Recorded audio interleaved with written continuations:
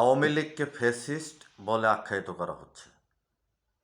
আওয়ামী লীগ উন্নয়ন করে নাই, এ কথা কিন্তু এখন পর্যন্ত কেউ বলতে পারেনি।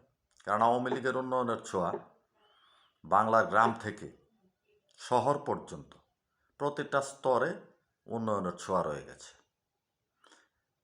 2008 সালের পর থেকে 14, 18, 24-এর নির্বাচন, এই নির্বাচনকে এককভাবে করেছে আওয়ামী লীগ। এই দোষারোপটি আওয়ামী লীগকে করা যেতেই পারে। তারপরেও যে আওয়ামী লীগকে জিজ্ঞেস করলে বলা হয় যে গণতান্ত্রিক ধারাকে অব্যাহত রাখার জন্যই তারা নির্বাচনগুলি করতে বাধ্য হয়েছে। আর এখন 2026 সালে এসে আওয়ামী লীগ ব্যতীত একটি নির্বাচন হতে যাচ্ছে। তো একই কাজটি যদি আপনারাও করেন তাহলে কি নতুনত্ব? বাংলাদেশের জনগণ নতুন কি পেল?